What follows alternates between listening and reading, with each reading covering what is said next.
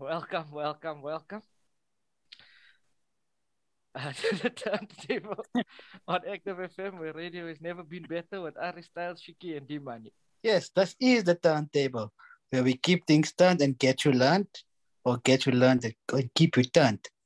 However you And want I, to look at it. and I'm T-Money, and we'll be bringing you the facts and playing you the tracks. So today we got another great show coming up. Okay, that was T-Bone. What was the name of So, Drunk in the Spirit? Drunk in the Spirit, yeah. You know, that's a double Not entendre the, because you get drunk off spirits as well. not the spirit you thinking about. That's what I'm saying. Yeah, it's not as bad as It's a anything. double entendre. That's what I'm saying. Do you not understand what an entendre is? It's like a pun when a word You're has using big two words meanings. already. When a word has Ari, two it's starting meanings, with big words. two or more. My brain is flying, but I don't understand what he's saying. It's off. Yeah. So today's show we're gonna kick it off with, as we were, if you've been listening for the past few weeks, we've been doing record labels. Okay. So today we're gonna be getting off with one of, if not one of the most iconic labels of all time. One of the most famous, one of the most infamous, one of the most talked about, one of the most highest selling, one where so many of your favorite artists come from, and it ties in from last week into this week. And you can see red behind already. Oh, your And blood. if you don't know, Now you know. It's Death Row. Welcome to Death Row. I know you all have heard that intro before. Yeah. Welcome to Death Row. Okay, so the beginning of Death Row started in 1990, 1991. The original name was called Future Shock. And then they later changed it to Death Row. Death Row. Well, let's be real. Before Death Row. Death Row, it was a crap Death name. Row. Future Shock was a crap name, so luckily they changed it. Yeah. And do we know the founders and co-founders? Can you please elaborate? Okay, so The DOC. nah, the DOC was signed with Nah, It was Dr. Dre. he signed on management. That were the founders, but they had taken money from a guy by the name of Harry O, who was in prison at the time, to fund the label, to basically put the money behind it. That's why when we were speaking about, which episode did we speak about where as we go through the labels, it will always come back to the fact that it was always funded by drug dealers or drug money. I think I said it last week. Ruthless last week. Ruthless. Last week, Ruthless. So I said you'll see a common theme as we go through it. And in this case, it's the same. It was basically the two of them that had the idea to start the label, but they took the funds from a guy by the name of Harry O. Like I said, you'll see it in the documentary. I think on BET they had the Death Row Chronicles. And they used that to fund it. So it was basically the two of them. He was the businessman behind it. So those were the founders. Yeah, that's what you wanted to Yeah, so they basically formed it in 92. I know Suge Knight and Dr. Dre met in 1990, 91 when he was still under NWA. But we're not going to go to... He was a bodyguard. Yeah, no, in the 88, 89, yeah, round about there when he started becoming a bodyguard. Because Suge Knight before he was what is NFL, eh? I'm right. NFL. Yeah, football. Yeah, he was part of American. Yeah, he was in NFL. American football, yeah. Yeah, so they basically in 1990, 91, that's when Dr. Dre meets Suge Knight. But we'll get to that because it's got that part of the beginning actually it's part of the beef between. That's but we're gonna get to the beefs. Basically, they made the Chronic and then sold it, and then that's how Death Row came. But when I just spoke about the actual funding of Death Row coming from this person Harry O, right? There's a different version, or maybe they got money from elsewhere, because there is a story or rumor or myth or legend, I don't know what you want to call it, about them hanging Vanilla Ice over a balcony. No, that's signed the rights over of Ice Baby, and they saying that's what they used to actually fund Death Row. So yeah, I've heard of that as well. Conflicting stories, like they said. They say but I think it's part of both. I think it's a part of both. Yes, because he was an intimidating of Van Winkle. His real name is Van because Winkle. because Vanilla Ice has to pay how much? 50% to 60% to Queen. The Queen. Queen. Yeah. The story goes Okay, yeah. that there was a guy by the name of Chocolate who was being managed by Shug, and they state that he actually wrote Ice Ice Baby. So that's why, and he wasn't getting paid for it, or wasn't getting any Yeah. royalties or anything. So they actually And that's signed the how. rights over.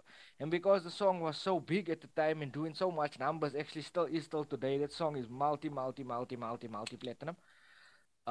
That's how they actually got the money for it to start Death Row.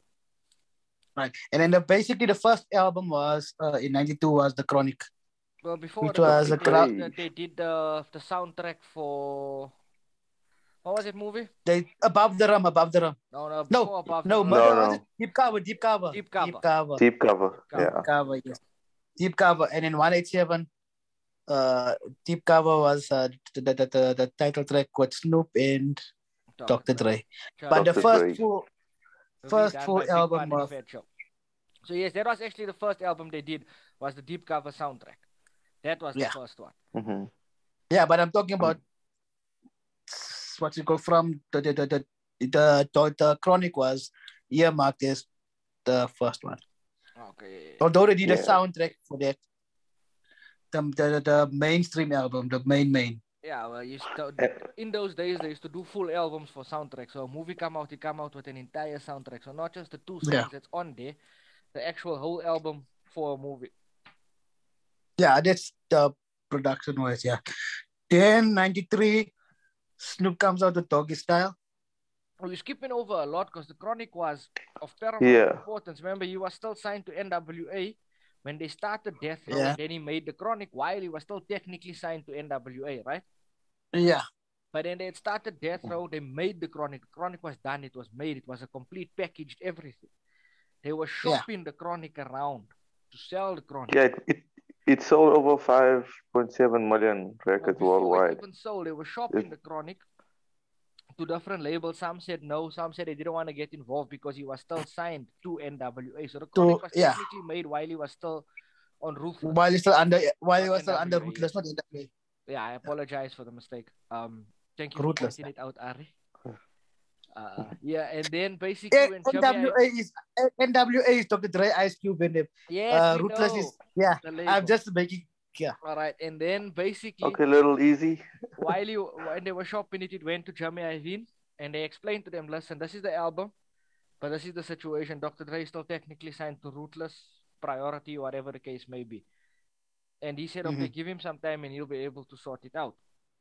And that's how they were able to buy out, obviously, Dr. Dre's contract. And then also another myth and a rumor, legend story that they had obviously beaten up Eazy-E and made him sign over Dr. Dre. That's one of the stories. If you watch the movie and so forth, you would have seen that part. But the actuality, I think the story was Jamie Iovine negotiated a deal for him to come across, and then they started Death Row. That's a major part to skip over, just going into Snoop. And then obviously Snoop blows up on the Chronic before his album comes out. Snoop. But hence I stated regarding the I didn't want to get too deep into the beefs between Dr. Dre and Eazy-E because we're going. I wasn't really going into the beef. I was explaining the chain of events. Okay. In chronological order, that has become a running statement on the show, week in and week out. Yes. Chronological okay, order. Ashik Singh. Okay, Ashik Singh. Oh, it's gonna be there. You put your government name out there. You put your government name. He's part Chinese if you didn't know. I won't say anything about the Gangnam Style. It's all Asian. All Asian. If you have a fetish, right, don't come near me. Okay, all right, then move on to Doggy Style. The album Doggy by Style. Snoop. That's what she said? Yeah. It was released in 93. It was released in 93.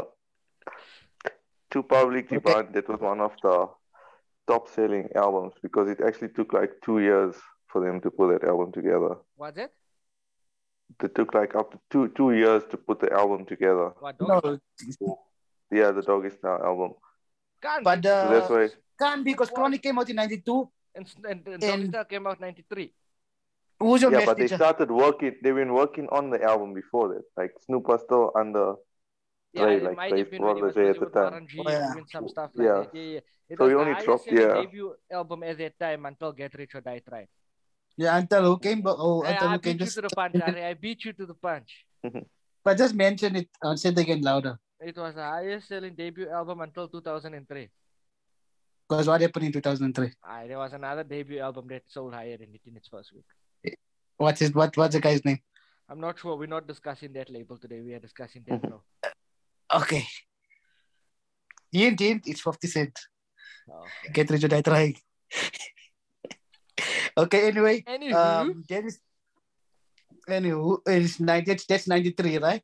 So between 92 and 90, that from 92, because of the chronic and the doggy style, that's when Jethro was, no, I won't say at its peak, but that's where the power came from, right? No, it wasn't. Then, Peak, because you must know you had Chronic, bigger selling album. Then you had Doggy Style, humongous selling no, we're album. still coming to the peak. The peak when is when this guy comes. No. At that point in time, it was the peak. He just helped but when in its peak. Because at this point in time, the artist on Deathrow is bigger than Tupac. Way bigger, because he signed before Dre was big. Existed. Remember something, people look at it like it. Pac was signed before Deathrow existed and he had 2-3 albums that did nothing. So Deathrow was on their peak long before Tupac get there. He never took them there. They took him. But never say he did nothing. He did something. Okay, he did something, but he didn't take them to that point. They took him to that point. Remember Pac's music? He helped them to that point. They were already dead. Snoop, we just said Snoop had the highest selling debut album of all time. So how are you saying Pac got them to the peak? They were already at the peak. He just they weren't at the peak. What I mean, they were there. They were high. At the peak is when Tupac came with All Eyes on Me. Nah, they were already moving units and things before that. People give Tupac. I'm a huge Tupac fan, but he gets too much credit. Snoop was way bigger than him at that time. Dre was way bigger than him at that time. He was maybe a bigger actor than he was a rapper at that point in time. Because his first two albums went wood. No, it never go wood. It sold after he actually only came out at that afterwards. Point in time, it didn't do nothing. Me Against the World, when he was in prison, went #1. Then he signs to Deathrow and then his stuff starts moving. Tupacalypse now and all that didn't really move. Besides, maybe Brenda's Got a Baby and I Get Around. Brenda, what for you? Baby. Okay, let us continue because I know we're going to go on about this whole. You were old enough that time to remember those sequence of events. I am a historian, so I am aware of how these things happen. Maybe your memory is letting you down a little bit. My memory, no. I loved in the moment. In that moment, that was what was going on. No, I'm joking. So let's move on into the story of now Tupac. So then Tupac was actually in jail. Yeah, that was. And then Big Suge comes. Okay. Yes, he signs it while he's in jail. He signs it. Comes out, releases at the All Eyes on Me. He becomes the main artist. Next to Snoop. That's the main artist. He kind of took the reins at that point in time, yes. No, that's why I say the main artist next to Snoop. Doesn't to me. But you made it, I'm just going back to the peak statement. You made it sound like they weren't doing that before he got there. No, I never said they weren't doing. No, I'm just saying they weren't doing. I'm not saying that, but when you meet the units he was moving was crazy at that point in time. Yeah. Even B.I.G. on a song says he wants to sell records like Snoop. Did you know that? Lear jets and coops and trying to sell Let me be quiet because otherwise, see what's here? Colors red. For your blood. So the point is Pac comes in. No, I'm not saying anything. And then the whole the point is what? It changes when Pac comes in. Because even though it was an aggressive and violent label, he just took it to a different place based on the fact that, of the different stuff. Yeah, no. At that time, when Tupac came, they were busy creating something called the Deathrow East. You're messing up chronological order again. Deathrow East came when Tupac. Oh yeah, 96. That was Tupac's birth child. They wanted to create Deathrow East to try and basically kill the narrative that there was a East Coast West Coast problem and Eric B was the president of Deathrow East, so that was his birth child. According to some people, because there was rumors. Obviously, Dre had left at that point. Snoop wanted to get out of there, and Yeah. so there was rumors that Suge had basically created Death Row East to give to Park to entice him to stay. Yeah, that is one of the stories, because he wanted to. One of the stories, rumors was he wanted to leave Death Row. He said, "Yes, my double." He gave him 4 albums. He said, "Yes, double Three album was albums. the." Yeah, no, wasn't it 4? No, it was Because 3 albums because he signed for a 3 album deal. And All Eyes on Me was a double album, and then I think they changed Machiavelli to a double album after he passed away. But initially, it was a single it album. was supposed to be a single album, but it done. That would have been a 3 album deal. Yeah. So yeah, that then just before that, then Dre leaves to create Aftermath. Then Tupac dies, right? Snoop leaves, and that is the demise of Death Row. And then Suge ends up in prison, I think, for that Orlando Anderson beating. That got Tupac killed is the same incident that got Suge sent to prison. Right, and then for the later years of the 90s, basically how the Death Row was still making money was off the legacy albums, just creating compilation discs and they tried to sign and all of that, but it didn't really work out that well. Yeah, and then in 2001, they signed Left Eye from TLC, right? And Crooked Eye. Yeah. Then she basically before the second album.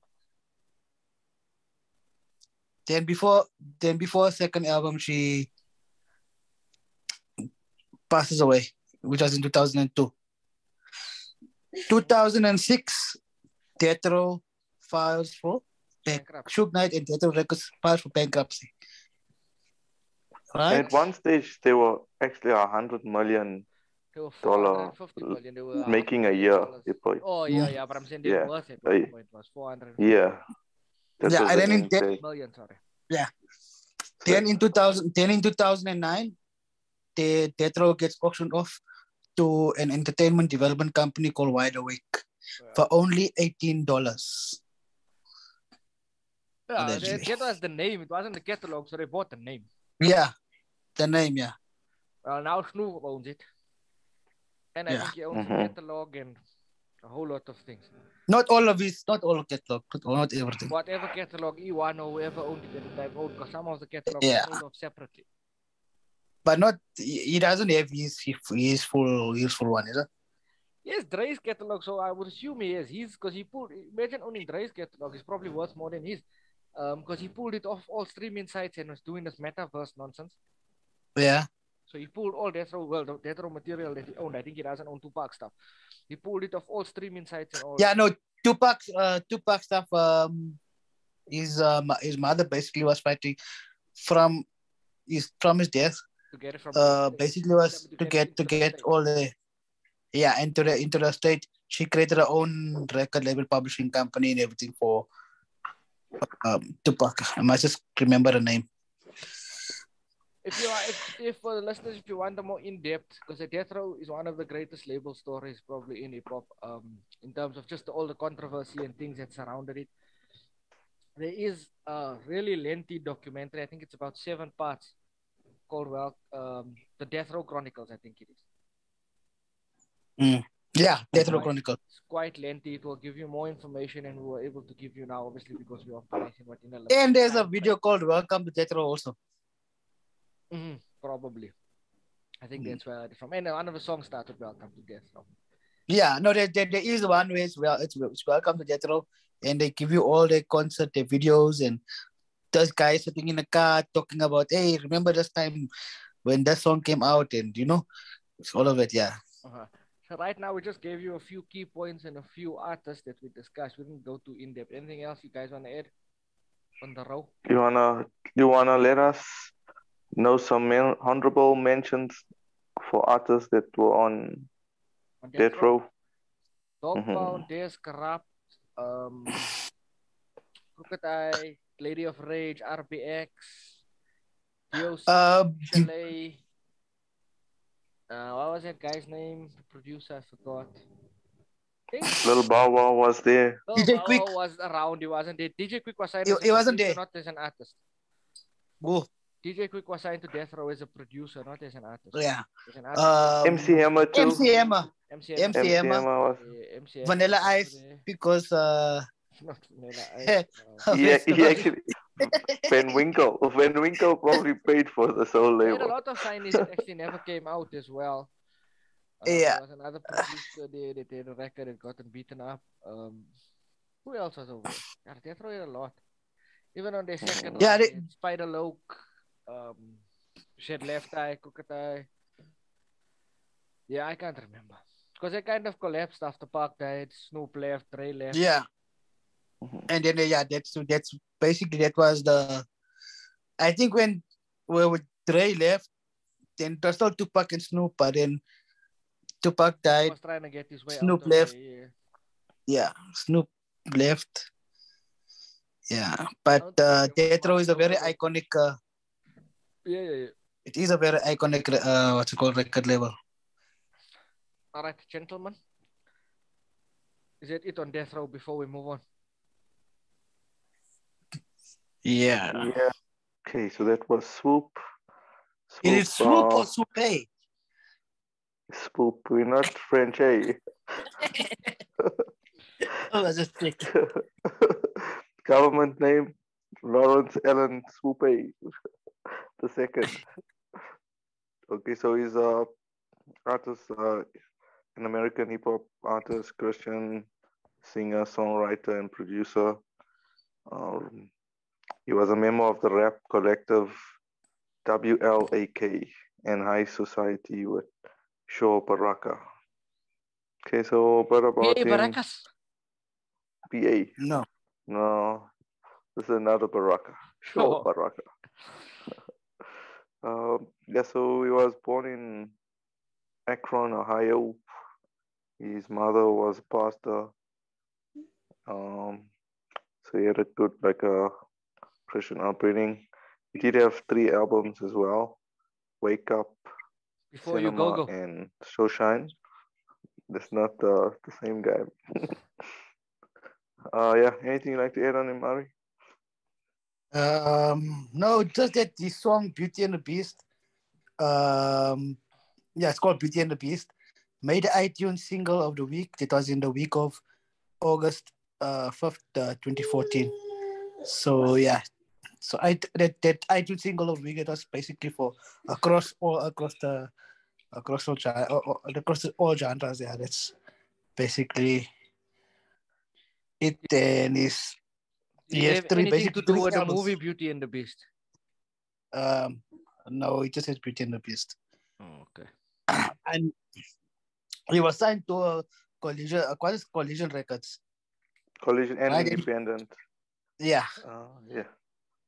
So he's So- actually currently still signed to Independent. Yeah. The label So is he called basically- Independent, or he's on an independent label? It's called Independent. It's a really lazy name for a label. You're trying to get No. independent artists. No. It's not.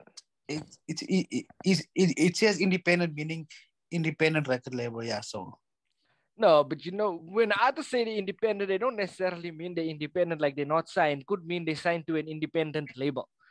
Like, Yeah. they don't have a major attached to it. I can't think of one right now. Do you remember back in the day when independent meant he was in the pen? That's where rappers were. Yeah. Independent. no, it's an Okay. independent label because his third album was his third album called Sunshine, and not Sunshine is SUN. It's SONSHINE. Sunshine. The labels, what's it called? Labeled is Native or Empire label. Yeah, so it's an independent label. Whereas distributed yeah. to Empire. Ain't no sunshine when she's gone. All right. And next we're gonna move on Let me teach you a word when you say go and check out his. It's called discography. Discography. Yes, there we go. Using big Thank you. words. This is not just Much a hip hop appreciated. show. This is an English teaching show as well. We teach you how to improve your vocabulary and your diction on the turntable as well. That's taught by a Thank you, Chinese teacher. man. Thank you, teacher. Coming from the Chinese. Washi. Are you a rapper once upon a time? You're supposed to know words. Yeah, I think telling what you I lost it a little bit. How? I'm the But, one that use these words. Only on a Tuesday, yeah, you use it. Today is Monday. Oh no, today is Wednesday when people are listening. Okay. All right. You So may let's move continue. on. We're moving on to Ari Styles. Do you have And something here's to it, I'm say? happy again. I have something to say. It is this past week in hip hop history. Shiki, did I say it right? Now, because we're not in the studio, you don't have so much enthusiasm. All right, so let me do it He again. curbed his enthusiasm. Yes, he could. This past week in hip hop history. Better? Anyway, let's do it. Buzz Markie released his third album, I Need a Haircut. Shiki? Listen, 1981. I do need, for those Yo, of that's you a who's shot. watching the That's a visuals and not direct listening shot. to the audio, I do need a haircut. That just happened to be a coincidence, but anyway. So from now on, your name is Buzz Markie for this whole week. I'm Your fine name is with Buzz it. Markie. You need a haircut. You can take the buzz out also if you want to. Oh, no, I don't have to be Marky. Okay. Then Outkast released their second album at 80 Aliens. That's it, right? I always struggle to pronounce it. 80 80 aliens. eight- However, it's 80 80 aliens, yeah. yeah, it's because of the 80 80 because they're aliens, from yeah. Atlanta and then 80 aliens. I always struggle to pronounce. Okay, so now thank you for this. Aliens. 80 aliens. 80 aliens. 80 aliens. That's what's it, yes. 80 aliens. August 1996. First of all, let's regard it as a classic album. People put it into discussion of, one of the greatest albums of all time. That's skyrocketed Andre into the conversation of top 10. Even though the first album was great, that was the one that took them to that level where it propelled him into the conversation of top 10 MCs and lyricists and so forth. And I think that album went diamond as well. Yeah, bro. And then where's this thing? Yeah, that's the Outkast. Then Aesop Rock released his fifth studio album, None Shall Pass, in August 2007. Now, you know what he stole that from? If you watch Lord of the Rings and then he goes with the stick down and he says, "Thou shalt not pass." That's where he got it from. Okay. I don't know The if he got it Roots. from there, but anyway. No. But we'll take it because you said it, teacher. What I say is facts. And he plays the tracks.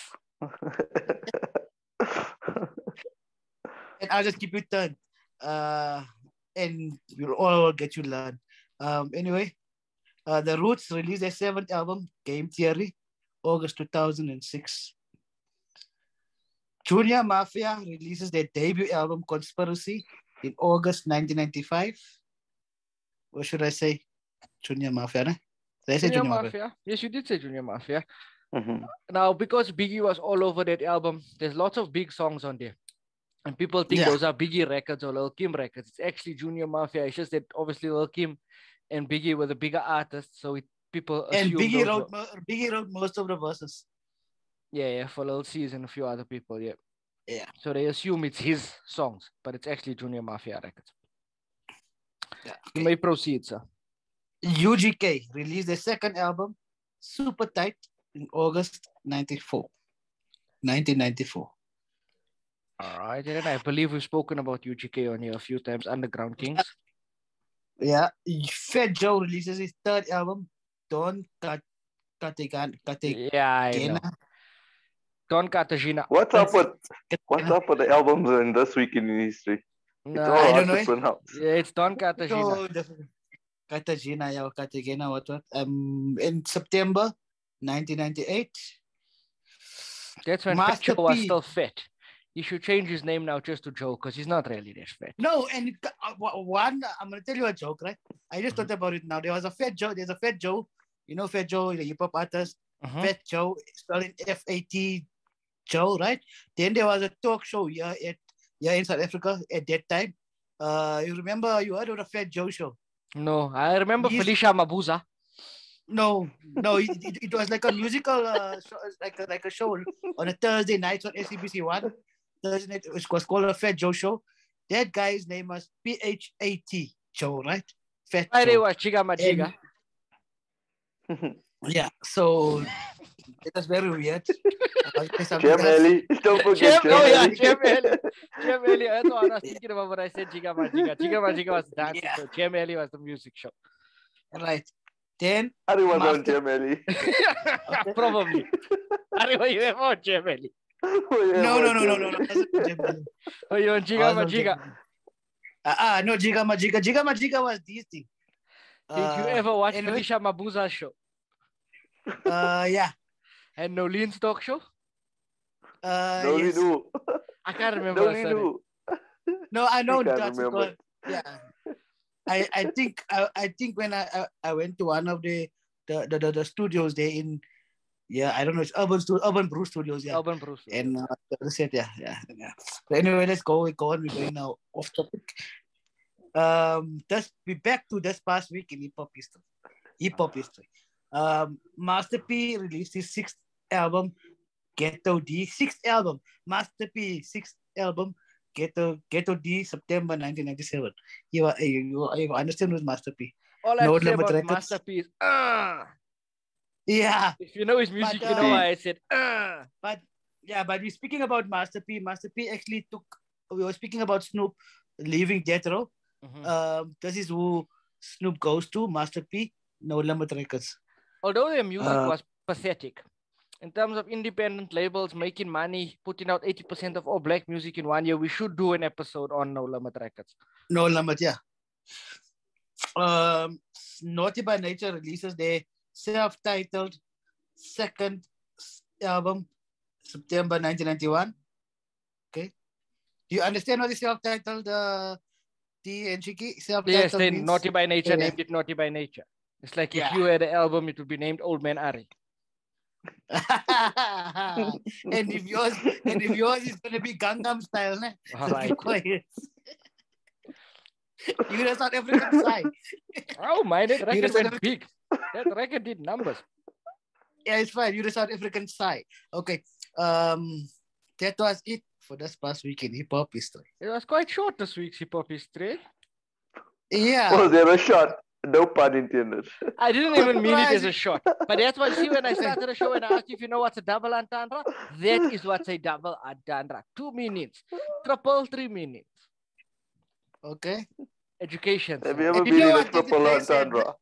I don't know what I got for English in school, but I know it should be higher than what it is. Oh, okay. But anyway, Dr. Dre said it's... Never mind, Dr. Dre's dead. It's part of my basement. It's there. It's hiding in my basement. Anyway. Is that it for today? It was basically it for today. For the Turntable Show. Well, that was it for the Turntable on Active FM, where radio has never been better. Yeah, and this is, like I said, that is Shiki, aka South African Sai. This is Ari Styles. That is D Money. And we are a turntable where we keep you learned and get you turned. So we're going to end it off with a verse and a last song. So reading comes from Matthew 11:28-29. Come to me, all you who are weary and burdened, and I will give you rest. Take my yoke upon you and learn from me, for I am gentle and humble in heart, and you will find rest for your souls.